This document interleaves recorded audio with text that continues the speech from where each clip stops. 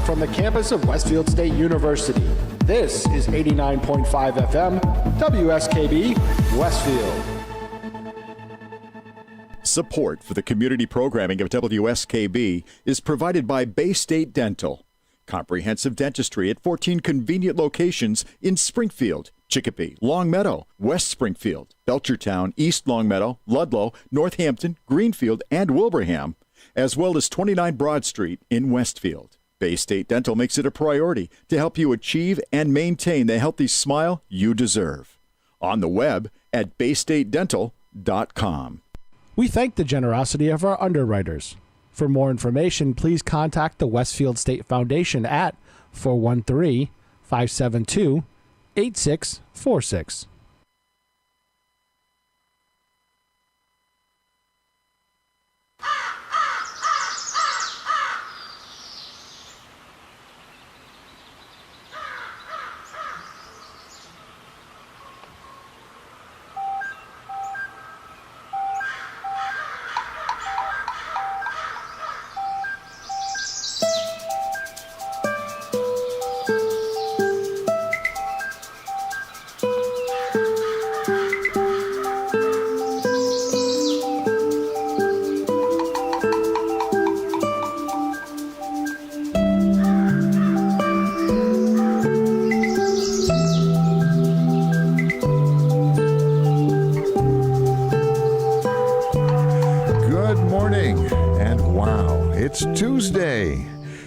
Without Bob Plass for the moment, he will be. Are you staging a coup as the WOW president? No, okay. No, not at all.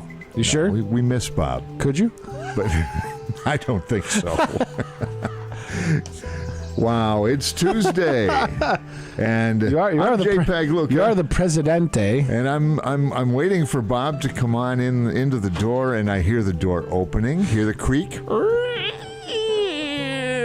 It's getting close to October. So, that creaky door could the door be doesn't good. close. I could have... Yeah, what happened to the door? It doesn't close.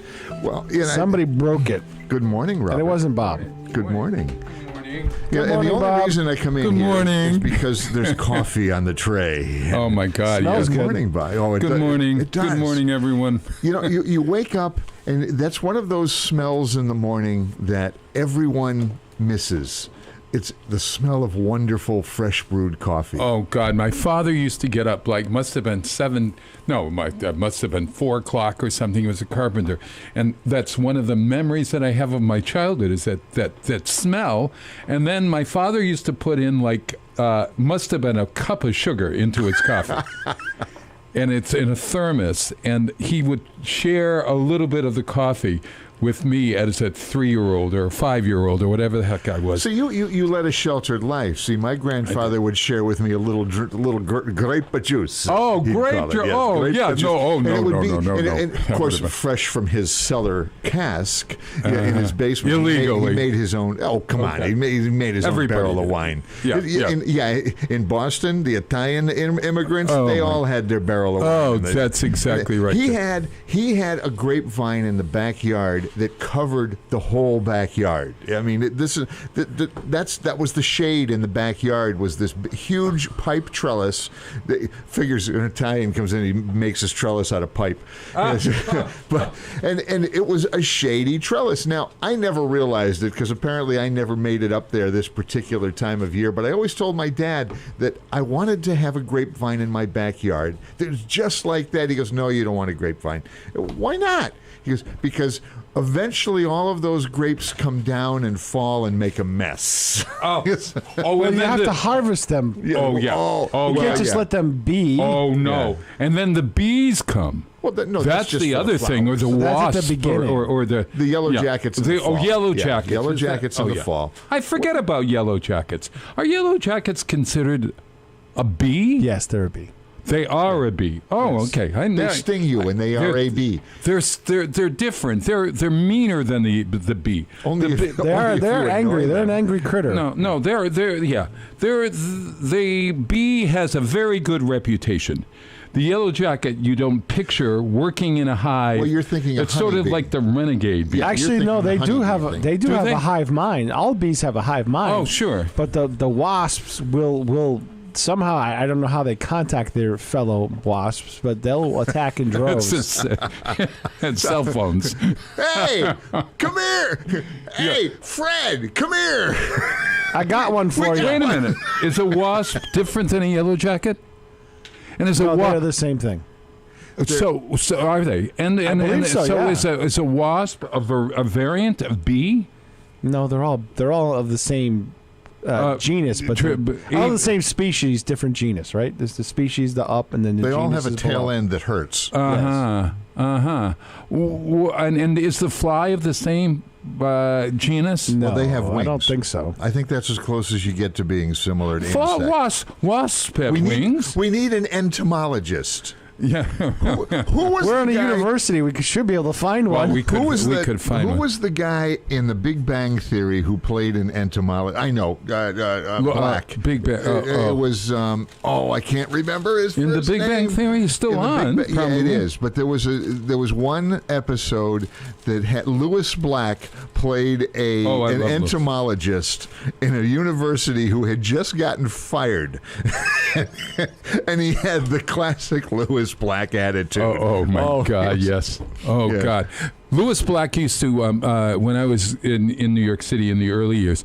He was the comedian at there was a place on 42nd Street between Where they 9th. didn't dance?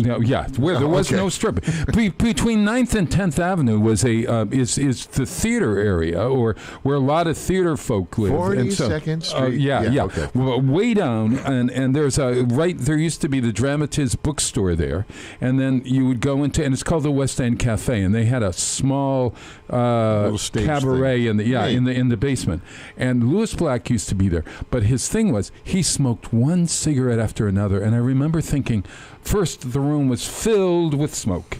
Secondly, I said, No this fog guy, machine this needed. guy is going to kill himself. And he was a really angry guy. And I thought, yeah. angry comedy will never work. He's never going to have a career. And then I saw, have you ever seen, he's got a new one out on, I think, I try to play Netflix. some of his stuff, but I might get in trouble with Yeah, the he's got too much. No, I'd have to no, edit that. sprinkled in there. Yeah. But I got to say that he is one of the funniest Oh, God, comedians I've ever met or ever seen. Let's put it Since that you were way. gone, I got to see Jeff Foxworthy.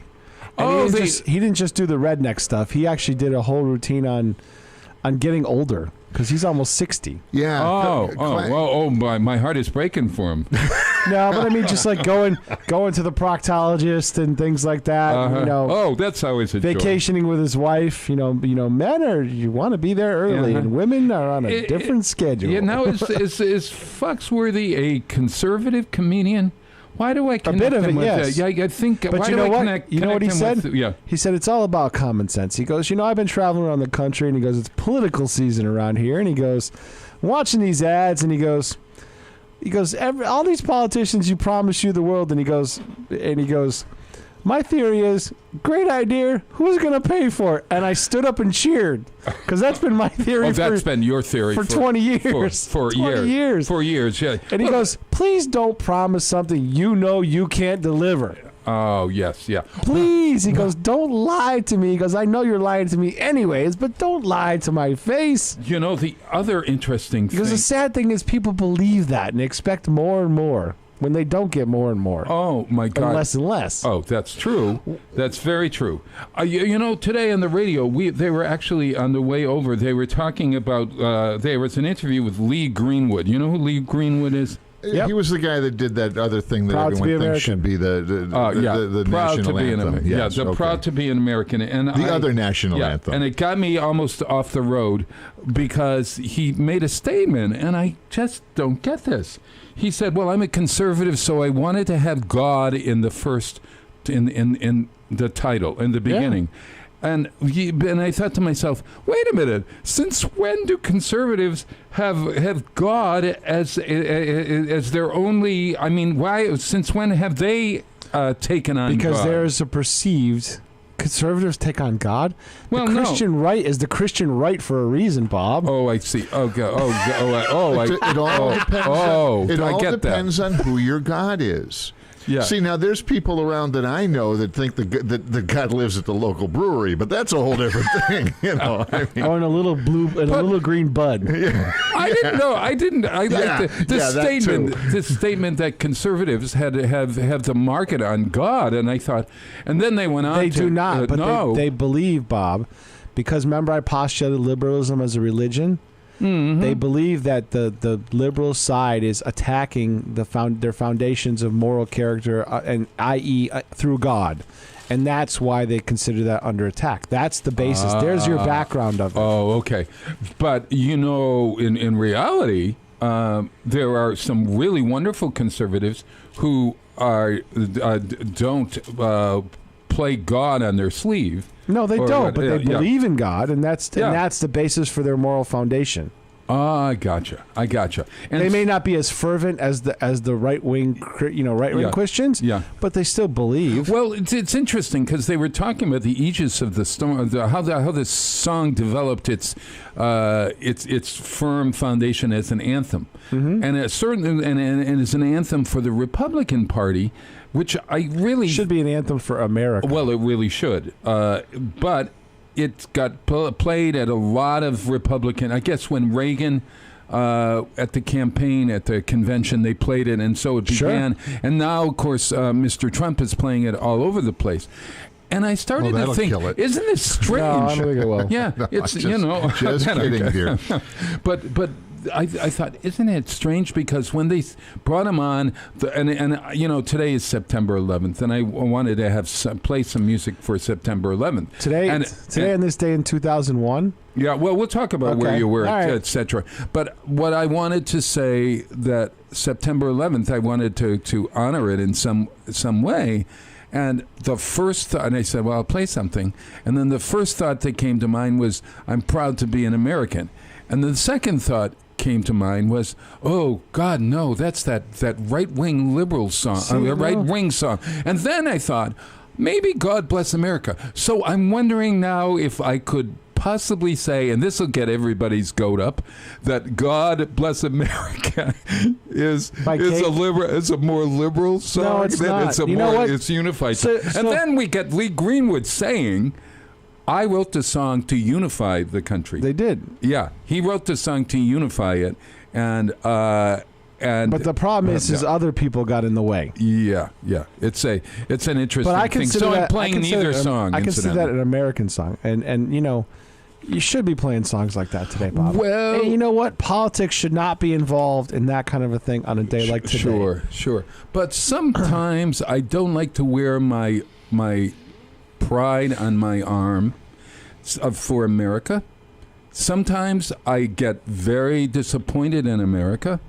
And I know, it's like your Uncle Ed. And am I proud when I'm standing in line in a foreign country and there are all these Americans complaining, or that maybe that's a generalization, or am I proud when our government does some things that we don't like?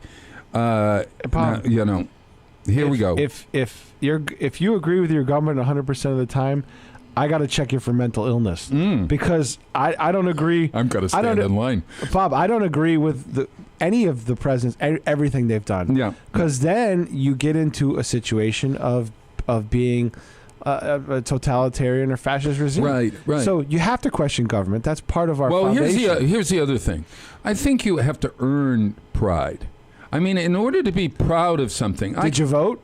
Huh? Did you vote? Yeah, sure. Exactly. So then you are allowed to complain. God. Or I'm allowed to be proud. Because that and complain, because the standing rule in my family, and this is both sides of my family, if you didn't vote, you couldn't bitch about politics. Mm-hmm. Very Period. Full stop. I agree totally. We have agreed. And I think everybody, all the people that I know, the hosts and stuff like that, agree that if you don't vote, then you don't have a right to complain. Oh, no, yeah, and especially in an era where we have. But this is since I was a kid. Oh. This was instilled in me since I was a little kid. Well, my mother and father, my mother used to get all dialed up to walk 4 blocks to the high school.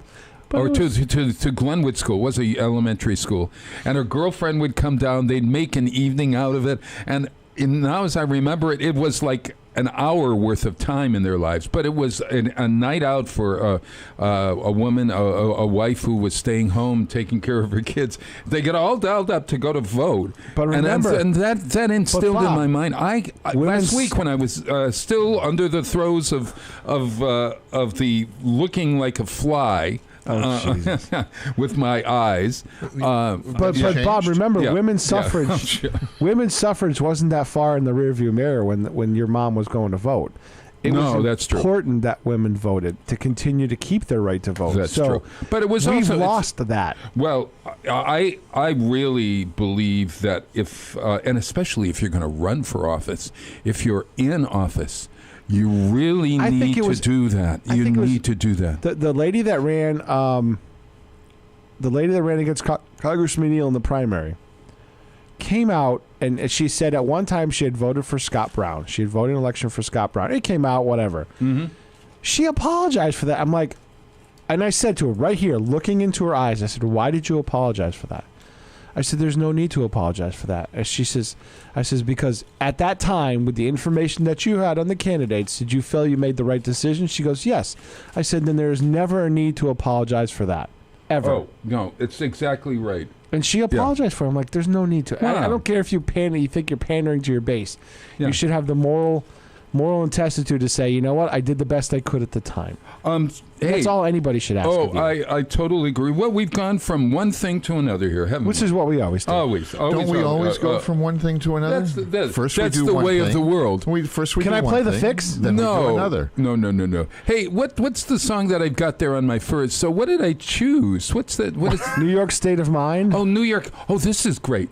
You know, I thought, what Only could if you're be- from what- New York. Yeah. What if you're from Boston? Well, you get it into a New York state of mind. You know, that's why Billy Joel Not if wrote you're in this song. Boston. Huh? Oh, not Billy if you're- Joel's from New York. That's true. All right. Not that I don't like he's Billy Joel music, Yeah, but he's like from Queens. So I've got Billy Joel. Get this. Mike Douglas show. Remember the Mike Douglas show? I do remember the Mike Douglas show. 5 o'clock in the afternoon, and he was this big star. It was like the Merv I Griffin do show remember in the the show, afternoon. but I don't remember it was I didn't remember it was an afternoon. Oh, it was show. an afternoon show. Absolutely, Got it was home an from afternoon. school and watched. That's exactly right. And every week they'd have a different co-host. I only had two channels. One had Merv Griffin, the other had Mike Douglas. So yeah, and so they were sort of competing with them. But Mike Douglas has Billy Joel on, and he plays the song. Now I would have played the long version, but the real recording goes on for like 6 minutes or so. You know, So- there's people so- out there that would wish you played the long song. Well, Yeah. but wait till you hear what I found. There is this is a combination of Billy Joel on the Mike Douglas show, followed by a internet group that's a really good internet group. I don't know if you've heard of them, Peter. Phony People, they're called. No. Phony PPL, Yeah. and they do their version of New York State of Mind, and it's a really interesting sort of hip-hop like version. See if you like this. New York State of Mind on September 11th, 2018 and counting. We have to always remember where we came from, and this is part of our history now. And on that day, I think we were all New Yorkers. Okay. We can do a little New York State of Mind. Here's Billy Joel. Okay?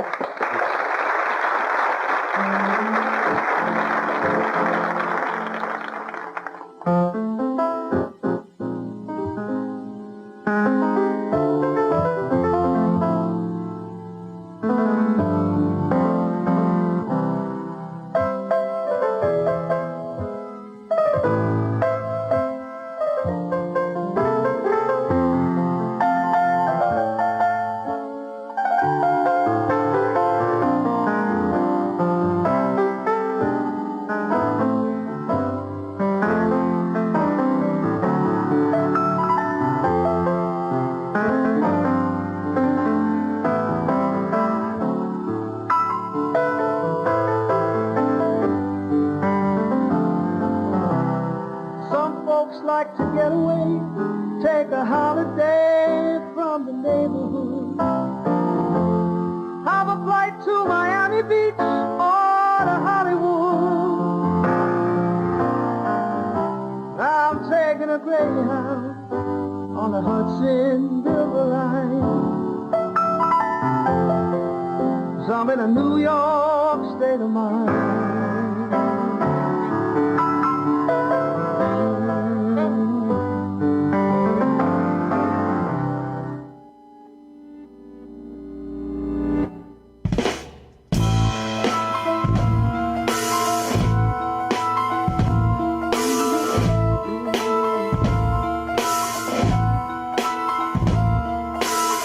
I seen all of the movie stars in their fancy cars and their limousines, getting high on the Rockies under the evergreens. But I know when I'm needed, and I don't wanna waste more time. I'm in a New York state of mind. Yeah.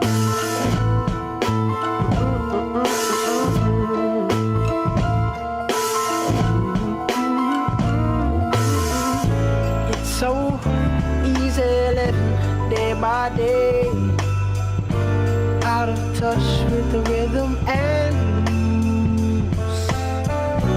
Now I need a little give and take. New York Times, the Daily News.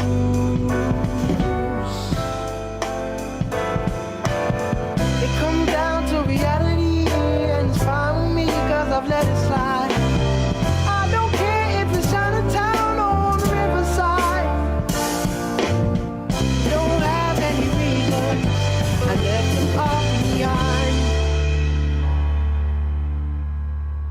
Cause I'm in a New York state of mind.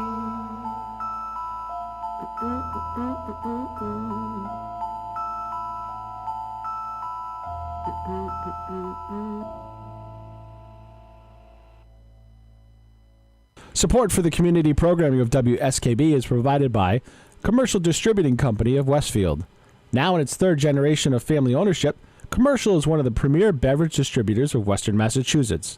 The Plasek family and the staff of Commercial Distributing wishes you good times throughout the year and urges you to drink responsibly. Support for the community programming of WSKB is provided by the Dunkin' Donuts shops of Westfield and the Sardinia family. It's nice to know that even as the world changes, Dunkin' Coffee remains the same at 7 convenient locations throughout Westfield. We thank the generosity of our underwriters. For more information, please contact the Westfield State Foundation at 413-572-8646. Friday mornings is something different on 89.5 FM. It's JP's Talk About Town. Community Radio. 89.5 WSKB. Live from the campus of Westfield State University, this is 89.5 FM, WSKB, Westfield. Wow, it is Tuesday morning. It is September 11th, 2018 and counting. And I'm here in the studio of WSKB at the beautiful campus of Westfield State Universities.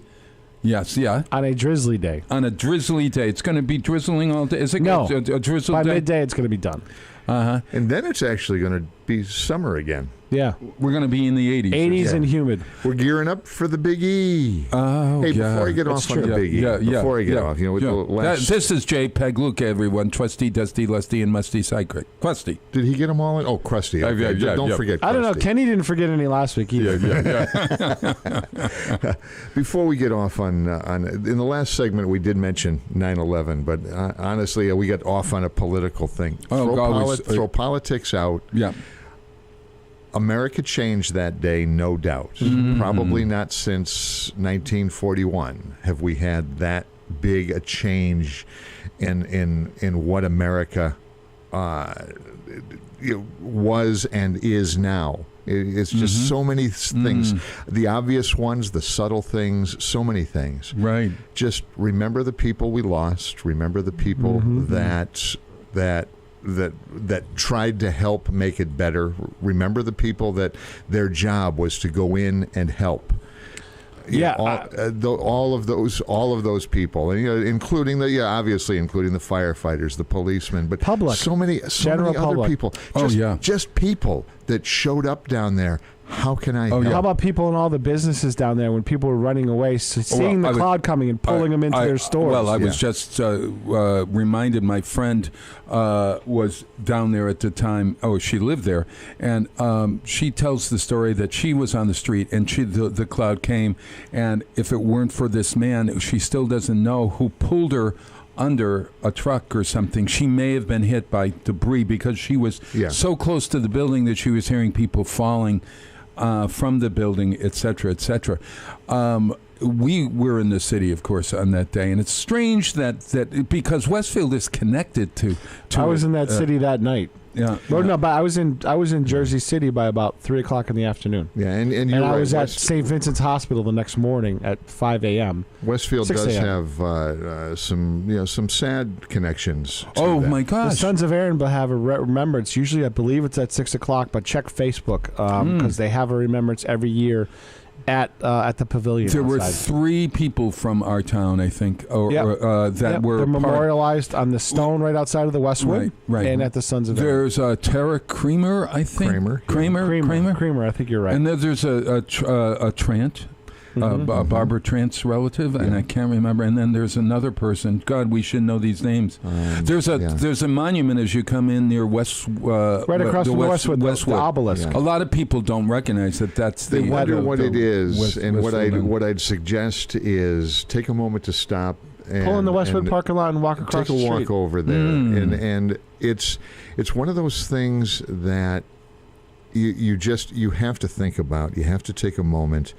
And I get it. There's not much that I really get choked up about, but that's one of the things I remember.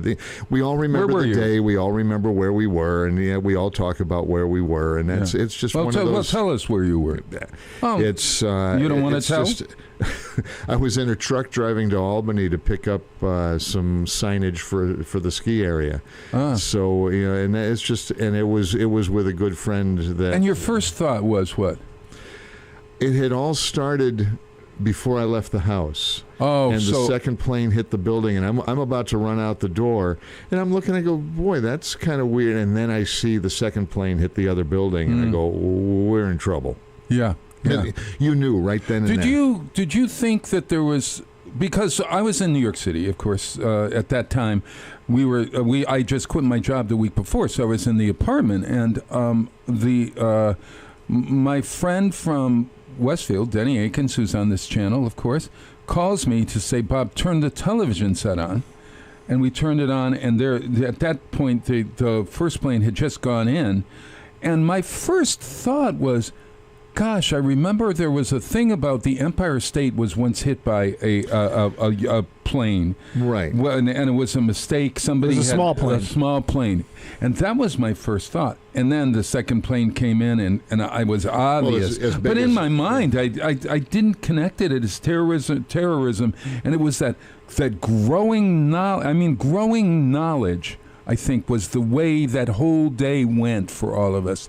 Yeah, it was. But if you think about it, belief. so many things changed. So many attitudes were changed in 1941. So many the views of America, the thoughts. What can we do to help? Well, that's exactly what we turned into that day. Which there were so many. As sad as it was, there was a change. And one commercial. I remember fondly. It was that people said that America won't change because of this, and then really, and wow. Then there's a view of a long street, and down the street, every house had an American flag out in front of it. Yeah, and the commentator or the narrator goes, "Yeah, we've changed." Yeah. And that was it. Everyone pulled together that day. Yeah. And I think it's sad that so many people have forgotten to the point where politics pulls them apart again. Now, pull yourself together again. Remember the day. Remember today. Mm-hmm. And we're Americans. We're all together. Whatever the leadership is doing, right, wrong, or indifferent, or stupid. Yeah. It's... Just, we're all Americans, we're all in this, and this is the greatest country in ever. Look at what we've built, and we will survive no matter who's at the top, because that was how the country was built, designed, and orchestrated. Whoever wrote that Constitution thing of ours, very brilliant. They did a damn good job. He was actually born on today. I think it's Alexander Hamilton's birthday today. Didn't he write the? Did he have something? Or no, it was James Madison. James Madison wrote the Constitution, didn't he, Peter? Well, several people wrote the. Right. Thomas Jefferson was probably the biggest architect of the Constitution. But I think that Madison had an important role. It was a team effort, and it was done well. Yeah, just simple as that. Thought out. If you want to get back to the roots, read two things. Yeah, the Declaration of Independence, beginning to end, and the Constitution. Now, the Constitution is a little more elaborate. No, I would say read the preamble to the Yeah, Constitution. that's it. Yeah, because the Constitution sometimes can change. And it was designed to be a living, breathing document. Right? Yeah. Isn't that the beauty of it? Yeah, but it's not easy to change, but it can be changed. Right. It was made hard for a reason. Yeah. Very true. Very true. It blows my mind looking back and seeing what we deal with today sometimes. Oh, my God, yeah. Wouldn't it be great? That was a lot of smart people that put that together. Wouldn't it be great, though, to have an audit of our laws and just try to simplify things a little bit? Well, instead of having laws on top of laws that make no sense and never get enforced, let's try to find out what works and what doesn't. Here they are. Here's the list, and I'll find it in a minute. Maybe it's the Ten Commandments. Everything I needed. That's a good start. No. Everything I needed to know, I learned in kindergarten, and I'm going to find that list, and I'm going to read it on the air in the next segment. Everything I know. Yes, yeah. Hey, 6:33 in the morning. Can I indulge you for the next segment and just play something, a story? What is it? No, it's You Don't Know Mike. No. It's perfectly suited to today. No, Peter. Why not? Because I've got other things planned. I'm sorry, everyone. On the show where we talk about nothing. No. Hey, Seinfeld made a living at it. Exactly. Yeah. I think we should go on. So, what's the song that you have up there? I believe I have Simple Man. Yeah. Okay. Are you working on one copy of this? Should I go make a photocopy of this? Yeah. Well, it'd be good if you could. Thank you. Okay, Peter. you didn't say that when you handed it over the top of the thing. Well, I thought I had one, but I don't now. This is the inner workings of our minds here, Peter. Oh, that's the second half? Second half. I gotcha. Okay. So at any rate, I'm watching that. Give me that one so I can copy that one too. This Simple Man is actually a really wonderful song. And you know who wrote Simple Man? Crosby, Stills, Nash, and Young. Mm-hmm. Which one? Which one of those? I think it was Nash. Yeah, Graham Nash. And actually, as you may know, after Crosby, Stills, Nash, and Young had all their success, they all kind of went off and did their own thing. Sure. And so Nash then does an album by himself. And the interesting thing about this song is that, do you remember Rita Coolidge? Does that name ring a bell to either one of you? Singer, yes. Absolutely. Was a girlfriend of Stephen Stills, who ended up going with Nash. Okay, and that helped to create the friction in the group. Sure, it does. Yeah, of course. Yeah. So Nash then writes a song because he's feeling kind of guilty about this, and this song is the response to that. And I thought it's a really great song. And my apologies, Peter, for not going your route, but I want to play it. I'll play it at the end of Kenny's show. Oh, that would be great. Okay. Let me see here. This is Graham Nash, A Simple Man.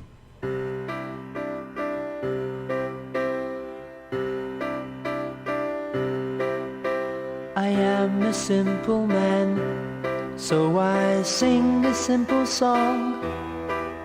I've never been so much in love, and never hurt so bad at the same time.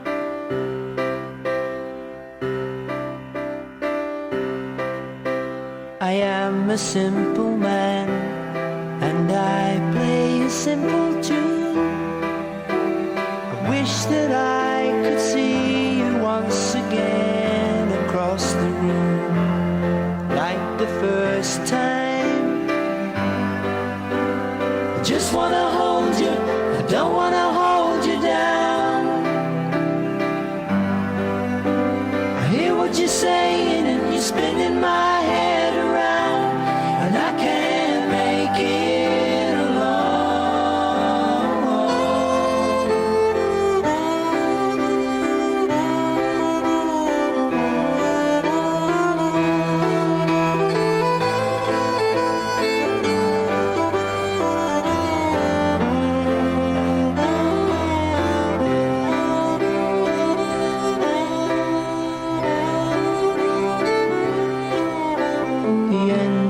of the tale is the singing of the song. Make me proud to be your man, only you can make me strong, like the last time. Just wanna hold you, I don't wanna hold you down. I hear what you're saying and you're spinning my head around, and I can't make it alone.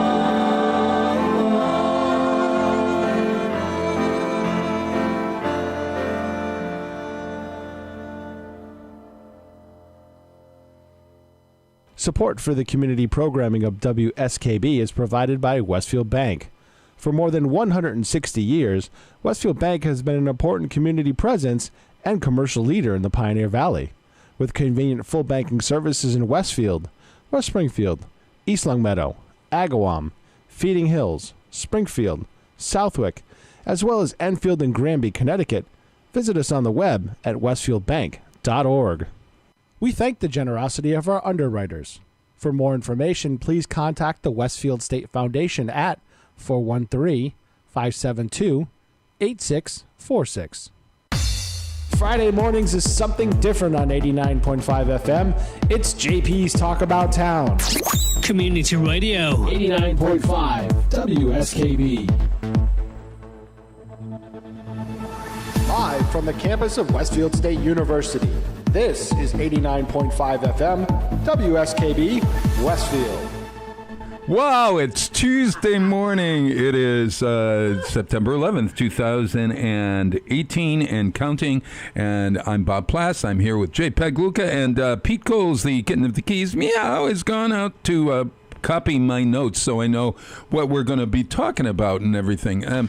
Hey, yes, my friend. Everything you need to know you learned in kindergarten. We talked about... Oh, that was a little book. It was a little book that's just perfect. Now, there's a whole bunch of little one-liners in this, but the top 12 are just like the top 12. Are these things that we as Americans should remember to do or something? I think that would be appropriate. This should be at the very beginning of the Constitution. If you want to be an American... Okay. Let's hear this. The top 12. Yeah. Take a nap every day. Oh, I'm right for this. Yeah. Yes, okay, good. Live a balanced life. Learn some, drink some, draw some, and paint some. Then sing and dance and play and work every day some. Oh, my God, that's fabulous. Warm cookies and cold milk are good for you. Oh, better. Flush, period? What? Just flush. I guess some people don't. Oh, yeah, especially, never mind. Yeah. Wash your hands before you eat.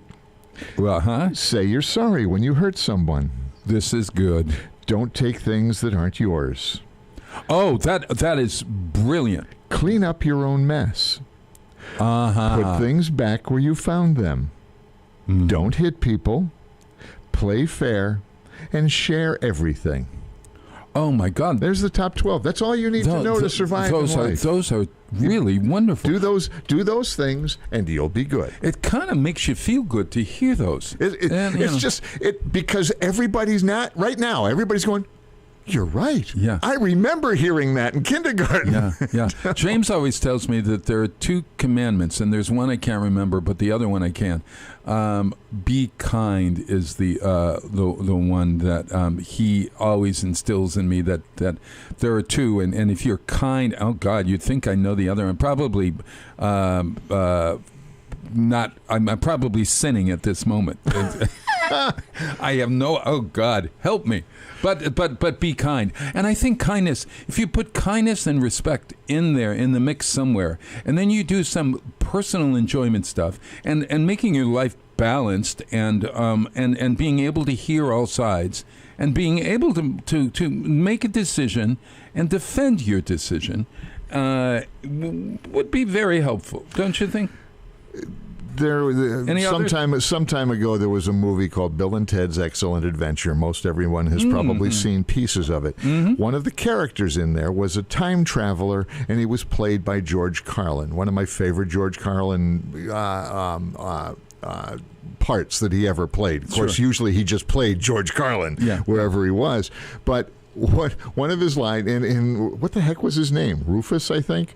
I think the character's name was Rufus. But anyways, good character. But he had one line. He had one piece of advice that he told everyone that you need to do. What is it? Be excellent to each other.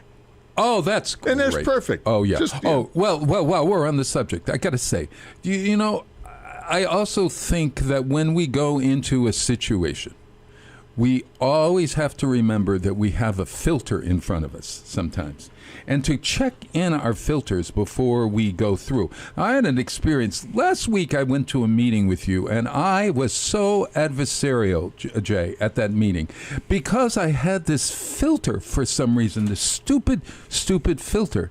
And I came away from that meeting thinking, I felt like lousy. In fact, it's good that I remember it here and I do it in public or anything. But the idea of having a filter and seeing everything. I was crotchety. I just had my eyes done and everything. Cranky. I was cranky. I was thinking of some other stuff. I wanted my control or whatever, and I wanted my own little box. And then so consequently, I don't hear. I am aggressive. I am whatever. But I certainly apologize to you for that on the air, number one. But number two, it taught me something about living my life with filters and not trying. And God, that's hard for me sometimes, especially, Peter, when we have conversations, to not see and to recognize you have a very solid right to your opinion about whatever it is, as you do me. And I respect yours as you will. Oh, yeah. But I actually listen to you because sometimes you've convinced me to change my mind on something. Well, and that's it. But the idea for me is that if I put down the filter, then I get beyond that filter. You know, and you can't get around it because once it's up in your brain, that's it. Yeah, that's it. You're done. Oh no, I know. And to sort of say, you know, let me look at the other person's intention. If the other person's intention is good, then you really have to hear the other person. You have to see the other person. You have to understand the other person, even when that other person might be saying something totally that you don't agree with. So, and this is not to say that you give up your opinions or you give up your politics or you give up your stand or whatever. But heck, it makes it a lot easier to come to a compromise, to come to a better place, to come to a more unified place when we stop the filters. And since 9/11, we all have filters but it's for always, some reason on everything. It's always better to have an open mind coming into anything, because you're more apt to compromise if you keep an open mind, because your thoughts and opinions might not always be the way that you need to go. But if you come together and listen to both sides of it and say, somewhere in the middle, we got some common ground here, and that may be the best way to proceed for everybody. Check our filters at the door. What do you think, Jay? Well, yeah, with Westfield on Weekends, when we began working on that together many years ago, and of course that was really your bailiwick. 15 years ago? Yeah, I don't know. Yes, right. I was part of the founding. I was from down in the deep dark mind. Speaking of the Declaration of Independence, but it's your baby. But you've got to have a set of goals, a simple set of goals when you start something like this. And one of the set of goals that we worked on, and it's in there whenever we're working on something, it's simple. If it's good for the artist, if it's good for the city and the community, and it's good financially for the organization that's putting it on, right, find a way to do it. Simple as that. Find a yes. Find how do we make this happen now. The first thing I used to say was, if it's good for the community, if it's good for the artist, do it. Well, I forgot doing it costs money, so we added that third part, and that's sometimes the hardest thing to make happen. And with Westfield on Weekends especially, it's due to the donations that we get from everything from individuals. Right. No amount is too small. Or it's just their time and their volunteerism that helps this happen, or from the organizations, the businesses in town that donate or sponsor different events that we do. That's a difficult thing to happen in today's business climate, because businesses are watching every penny too. Oh, of course. Yep. So we truly appreciate, and probably don't thank them enough, all of the people that help make this happen. One of the organizations here in town who seem to be a thankless, you think about it, it's whenever there's an event, look around at all of the bright green vests that are around, that are the police and the police auxiliary that are around to help keep us safe, and especially on the green. There's big, heavy pieces of machinery driving around, and we're in the middle of it. They help us they help us play Frogger across the street. So it's the police auxiliary. Those are all volunteers. They do that because a lot of them are retired cops. A lot of them are cops on their own time doing this, and they buy their own gear. And so and we donate a little bit to them every year, but it's not enough to compensate for what they do. And don't you think that with Westfield and Weekends, as with any other not-for-profit group, that we to forge an event like a big event, we're having Pumpkin Fest coming up. That's on a good October example. 3rd, Yeah, a wonderful, incredible event, incredible. October 13th. Yeah, by the way. but in order to forge it, it needs lots of work, and there are all these different things, and we all come at it. But I always have to remember that I'm learning, and I really appreciate all of the people, the team who participate. Oh yeah, and we have a great team. Yeah. Lucille Nason is my co-chair, and she's doing a bang up job, and as is her team, and as is. All the three people in this room. Everybody that works on that, either behind the scenes or even on the board of Westfield on Weekends, all have to be congratulated, because they do it without pay, number one, and they do it for good reasons, and so that push-pull. You and I have a push-pull. We've always had a push-pull, but the push-pull makes us our doing that. But that's how we make it. What comes out of it is usually a better idea, and which is the whole absolutely. Magic there. As Peter, I think we have a really good push-pull. Yeah, no, we do, and that's the whole point of life. See, but Peter has to always win, because he has his finger on the button and can turn. That's not true. Oh yeah, 6:50 in the morning, everybody. But so he just that was the shot for the shot that I threw him in the break. I got you. That's the returning the favor. Me? Yes, you, Jay. Yeah. Oh yeah. Hey, actually, I want to say that on this day, September 11th, maybe that's something that we start to think of, because on September 11th we checked, we all were united, and then suddenly we all start to have our own filters, from whether it's that gentleman's someone called those prejudices. Prejudices. That's a better thing. They built, and now we've reached this crisis point where I wouldn't say it's a crisis, but it's an annoyance. We're in a forge right now. As an organization like Westfield and Weekends has a push pull. The country has a push pull, and we are. I think I like the idea of checking our filters at the door. You want me to blow you away, Bob? Yeah. I pulled the Democratic primary ballot last week. Whoa! Not saying I'm going to do it every time. Oh my God, help me! Oh God, was there a star in the East? Honest. Well, Mars is rising right now, so you never know. Oh, okay. All right. Yeah. Did you write my name in? Yeah, governor's council. I put you know. Oh no, Mary Hurley is great. I've loved Mary. At any rate, all right. So, I'm reading. Believe it or not, now I'm reading The Velvet Fog. Yeah. No, I'm reading the life story of Richard Rodgers. I understand that, but you're playing the Velvet Fog. I am playing the Velvet Fog because he is my favorite interpreter of one of the first songs that Richard Rodgers. He was working with a guy named Hart. Rodgers and Hart, and everybody knows Rodgers and Hammerstein. Name a show by Rodgers and Hammerstein. Jay, quick, come on, Rodgers and Hammerstein. Rumpelstiltskin. Oh, for God's sake. Just keep going, Bob. Sound of Music. How about that? Okay. he's What, you expected a straight line? Oh, yeah. Oklahoma, etc. But Rodgers and Hammerstein, actually, Hammerstein had written some songs with Rodgers when they were young, okay? But his first partner for about 24 years was a very conflicted man named Lawrence Hart. And so they were writing for these amateur reviews. And one of the amateur reviews finally got produced. And this was the big hit from that Garrick Gaieties. And it's called Mountain Greenery. If you listen, the words are really clever. And it reminds me of Tea for Two. And I love Mel Torme's jazz version of this, Mountain Greenery.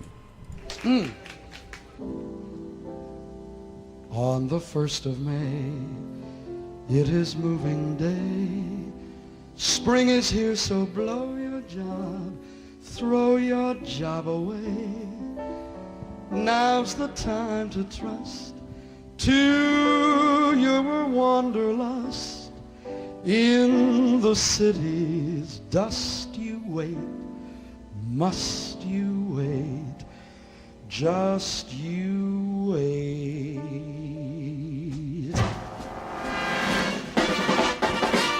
In a mountain greenery where God paints that scenery, just two crazy people together. While you love your lover, let blue skies be your color. When it rains, we'll laugh at the weather. And if you're good, I'll search for wood so you can cook while I stand looking. Beans could get no reception in a beanery. Bless our mountain greenery home. In the mountain greenery where God paints scenery, just two crazy people together. When you love your lover, blue skies be your cover. When it rains, we'll laugh at the weather. And if you're good, I'll search for wood so you can cook while I stand looking. Beans cook, get no keener reception in the beanery. Bless our mountain greenery. Simple cooking means much more than French cuisines. I've a banquet planned which is sandwiches and beans. Coffee's just as grand with a little sand. Eat and you'll grow fatter, girl. Smatter, girl. Atta, girl. Mosquitoes here won't bite you, dear. I let one sting me on the finger. Beans could get no keener reception in a beanery, and no matter where we may roam, we could find no keener retreat from life's machinery. Beans could get no keener reception in a beanery. While you love your lover, let blue skies be your coverlet. How we love sequestering when no pests are pestering. That's our mountain greenery. Oh, oh, oh, oh, oh, mountain greenery. Do-do-do-do-do-do, that.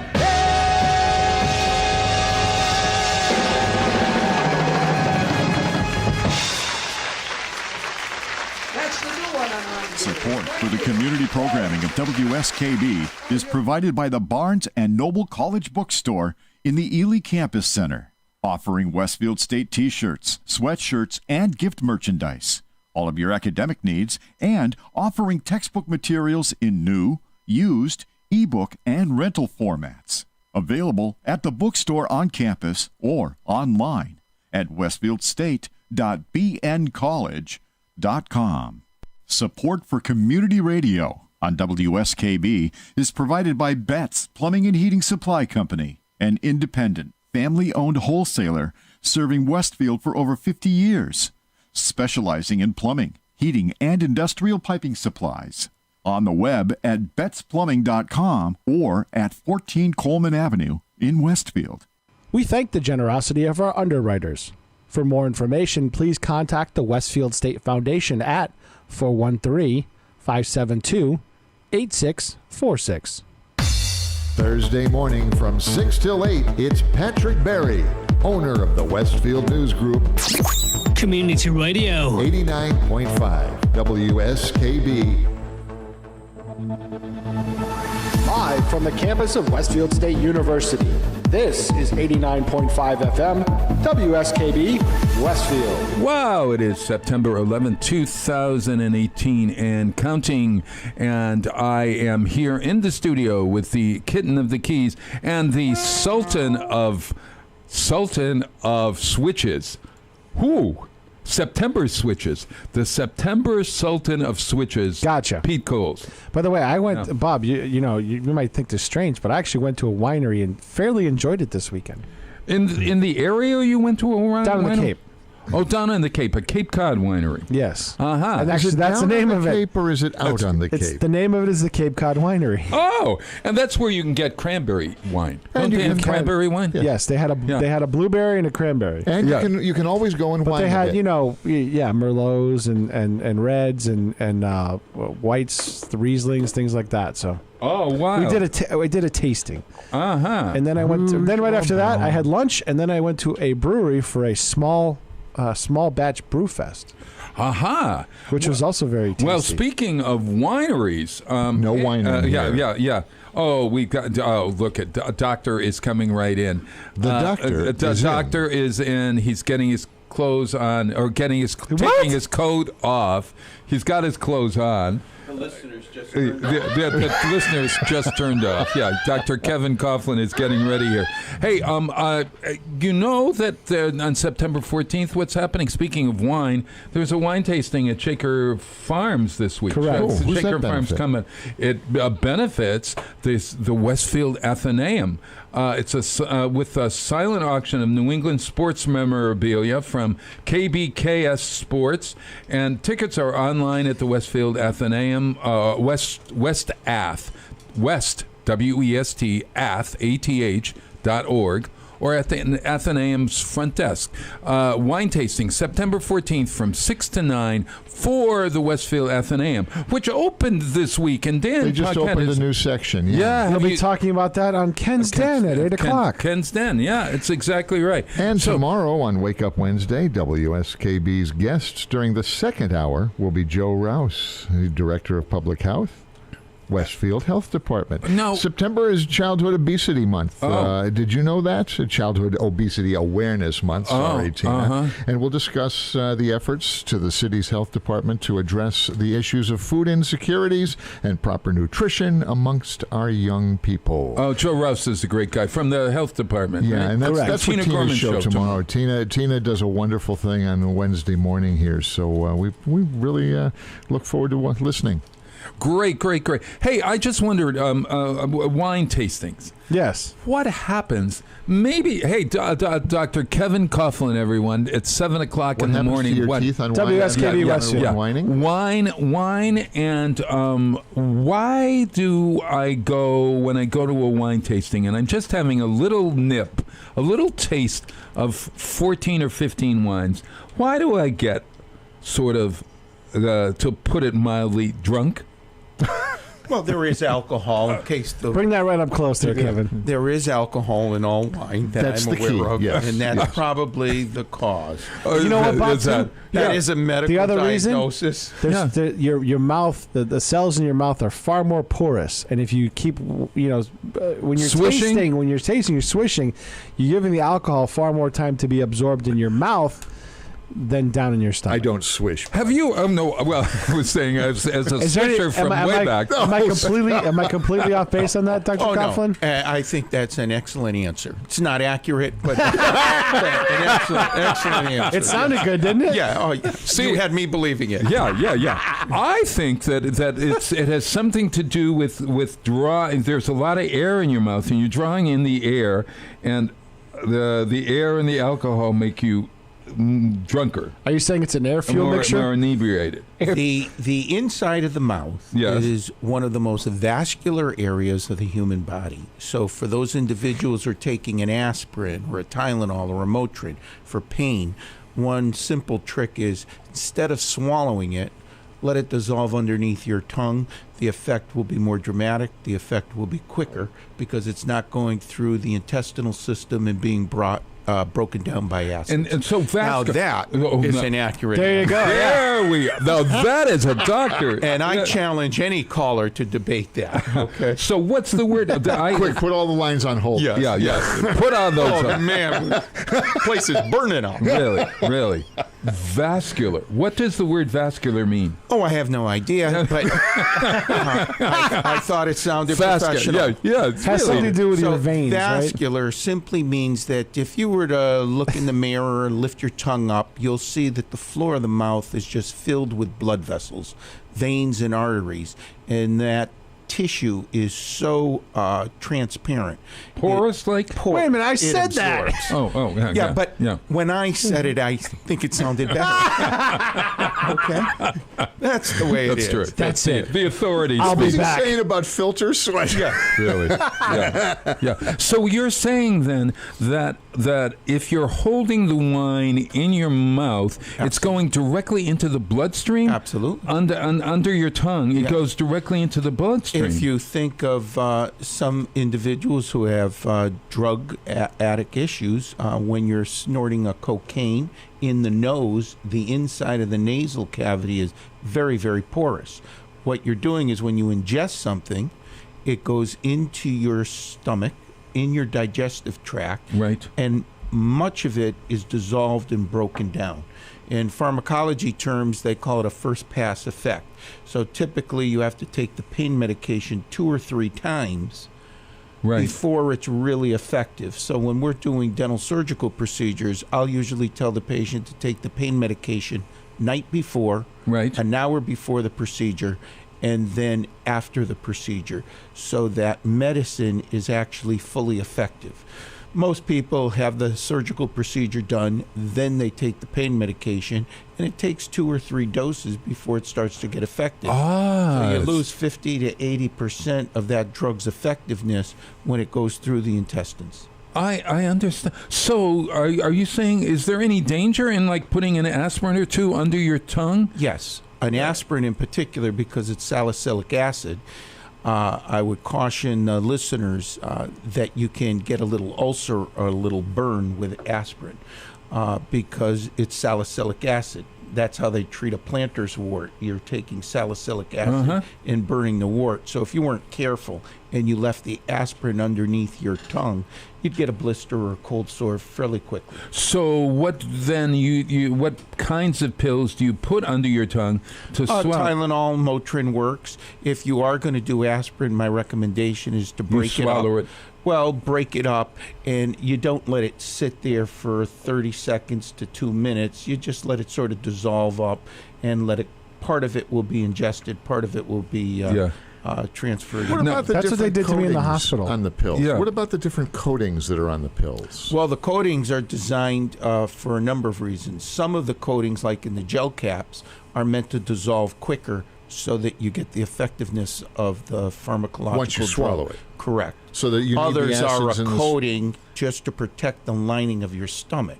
And the reason for that is something like salicylic acid or aspirin can cause ulcers. You hear it all the time. Yeah. They're taking too much medication. Yeah. And that medication is disrupting the intestinal linings. Well, as somebody with GERD, I have been told not to take, that aspirin a day for your heart stuff. Don't do that. Okay, a lot of people, I can't take aspirin because it's too much. Yeah. So you can try 81 milligrams, which is a baby aspirin. Yeah. You can go all the way up 325, which is an adult.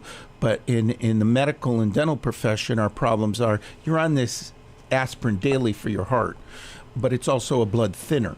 So typically, if you're having a surgical procedure done, you're recommended to avoid these aspirin-type compounds 7 days prior to the surgical procedure. So you can let your blood thicken back up again? Correct. Oh. So I got a question. I have an answer. Go right ahead. It may not be the right one. Oh, no, I absolutely won't even be close. When I take Tylenol, I've got a headache, or my foot hurts, it's throbbing because I kicked something and and I stubbed my toe or whatever. How does it know where to go to dull the pain? Well, there's a direction. but what that is so good, Jay. Yes, really. Or my backache. How does it know? The answer are all pharmacological pain medications have receptor sites. And these receptor sites are predisposed to a certain med. So aspirin has a different pain receptor site than Tylenol.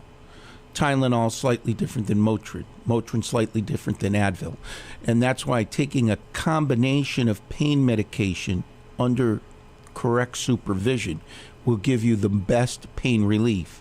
So typically in dentistry, I'll tell you to take 2 over-the-counter Tylenol, 2 over-the-counter Motrin, the 4 tabs every 4 to 6 hours for a day or 2 days for postoperative pain, because the Tylenol has a different pain receptor than the Motrin. So the combination of both. So to answer your question, there are pain receptors throughout your body, and certain drugs will go to pain receptors that are associated with the toe and the top of the head. But there's also pain receptors on the toe and top of the head that Tylenol don't affect at all. The drug doesn't attach, so you don't get that terrific response of decrease in pain. Yeah, so but we probably should say don't start mixing all your medicines unless you're under the direction of your doctor. Or you have 911 very handy. Just have that so ready to this roll. traffic cop, where in the body is the traphic cop that tells the medication go to that receptor site? Is it the brain? Where is that? The drug, the pharmacology, the drug manufacturers know that certain medicines are attracted to certain pain receptor sites. So depending on what your problem is, they are always constantly trying to design to get the most pain receptor sites associated for, quote, a headache. Sure. Associated for muscle ache. Associated with different aches and pains. It's either going to be muscle, bone, vascular, or a combination of the 3. And right now, to my knowledge, there isn't a pain medication that will effectively bond to all the pain receptors. That's why sometimes you say, I'm taking this pain medication, it's not working. Doctor, you gave it to me, it's not. And the problem with the opioids is the opioids deaden your pain, but they're addicting. So really what they're doing is zonking you out, and the more zonked out you are, the less you feel the pain. So you say, you know what, give me more of this. So that's the opioids have some kind of like morphine or opium in it, right? Yes, they have an addictive. It's a whole class of drugs. Yes. So something like oxycodone or OxyContin, Percocet, Percodan.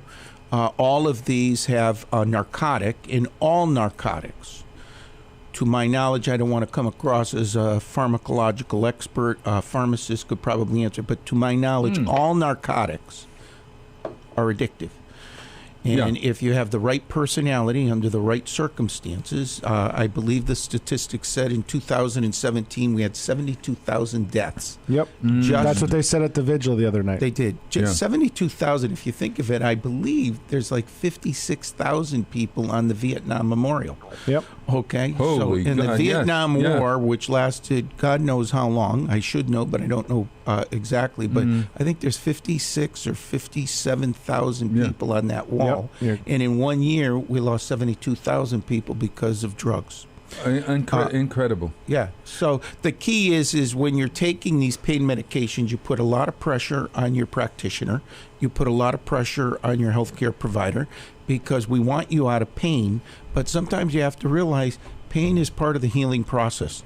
Pain is a natural thing, and we need to control it, but sometimes we can't always alleviate it. And usually for most procedures, 2 to 4 days, you're over the hump and you're going to start getting better. Gary Gorman says that. He said that more than once with Tina doing when he comes on monthly. Right. Said the same thing. Pain is, don't take a pill for everything. Sometimes you need to have that fever when you have the flu to get over it. I was going to say, in terms of the deaths from substance use, oftentimes it's a combination, and somebody might be taking pain pills for a pain, an absolute pain, and then they combine it with a drug that they're taking, like codeine, cocaine or alcohol with medication can really, it's really potentionated. It's synergistic.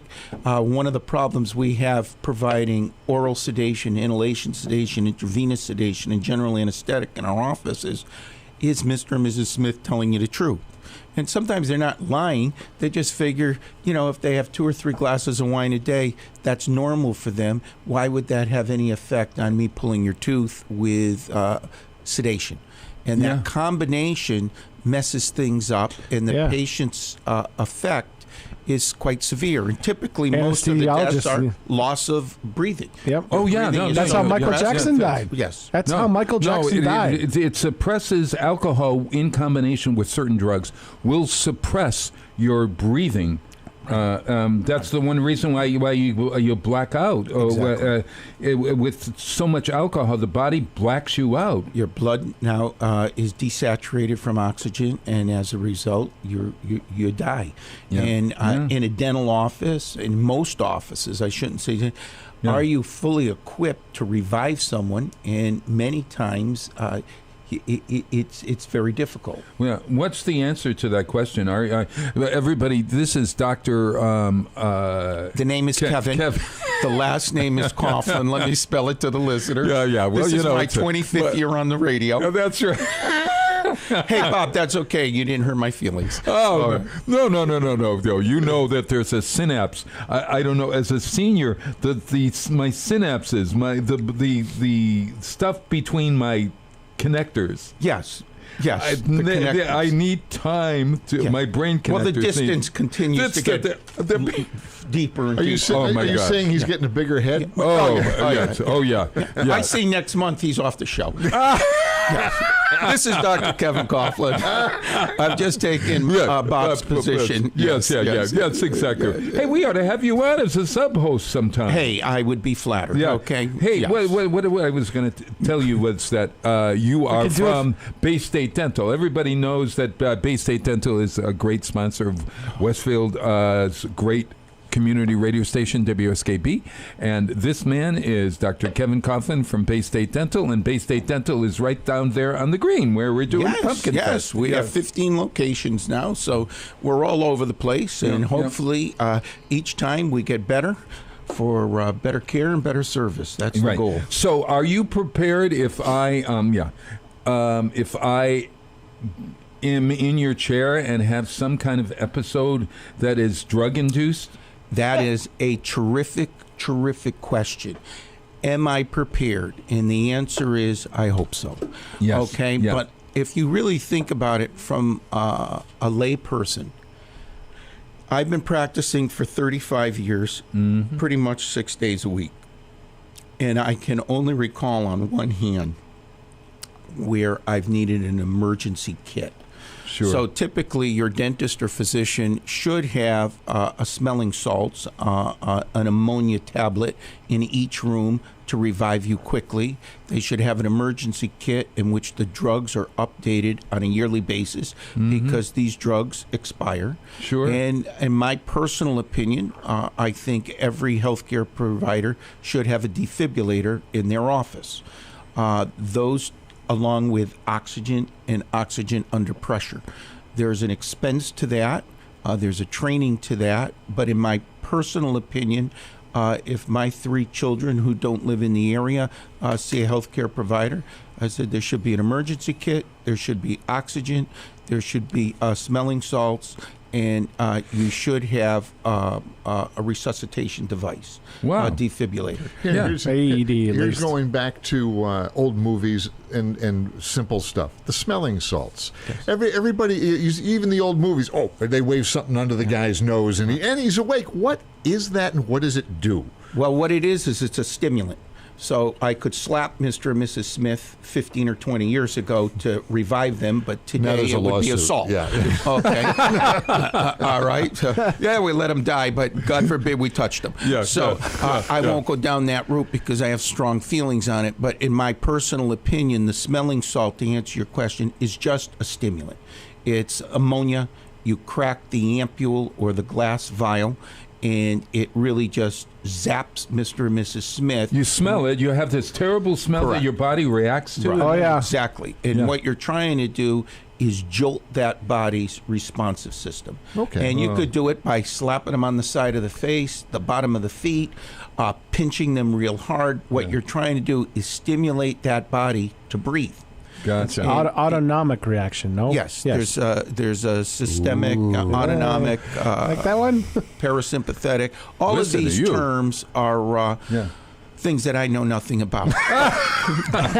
Well, it's a comfort that you. Yes, it's at a least I'm comfort. honest, yes. It's a comfort, Kevin Coughlin. It's all in the delivery. Yeah, It's all in the delivery. Hey, 7:17 in the morning, everybody. You're listening to WSKB Westfield, and hey, Paul Simon has a new album out, and it's called "In the Blue Light," and once again, he really shakes things up. It's a really wonderful album, and what he does, he goes back to songs that should have been hits, that weren't hits, that you probably don't remember there being on albums that he knew, that he had put out, and they're basically they're done in a jazz-like way that are really very, very interesting, especially one that I love, which is called Run, Can't Walk. And I got it totally wrong. Can't Run But Walk. When you hear this, it sounds sort of classical in its way, but at the same time, it's not classical, and it sounds hip-hop, but it's from an old album. Do you know that song by Paul Simon? Wait a minute, I got to get this. Can't Run But Walk. You ever heard of that? I think I have.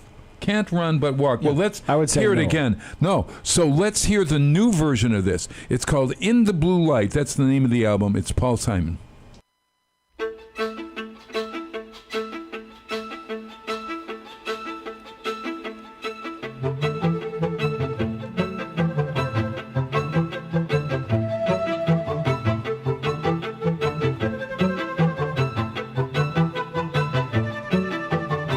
I can't run, but I can walk much faster than this. Can't run, but I can't run, but I can walk much faster than this. Can't run, but a cooling system burns out in the Ukraine. Trees and umbrellas protect us from the new rain. Armies of engineers to analyze the soil. The food we contemplate, the water that we boil. I can't run, but I can walk much faster than this. Can't run, but I can't run, but I can walk much faster than this. Cannot run, but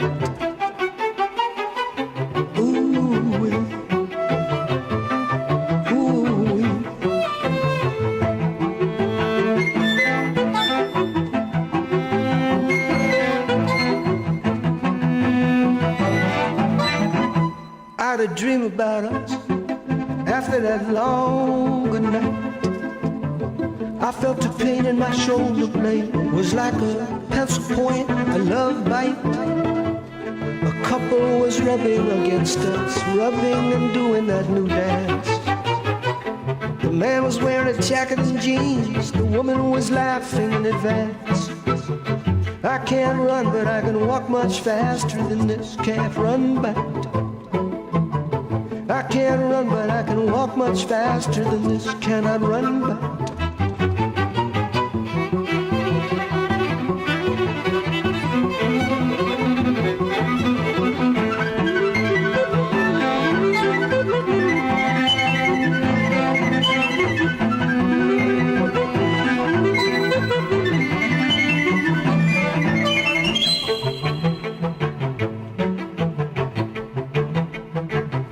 the legend is a winding river, winds around the heart, tighter and tighter, till the muddy waters part. Down by the riverbank, a DJ arrives. The subs base feels like an earthquake. The top end cuts like knives. Oh, I can't run, but I can walk much faster than this. Can't run, but I can't run, but I can walk much faster than this. Can't run, but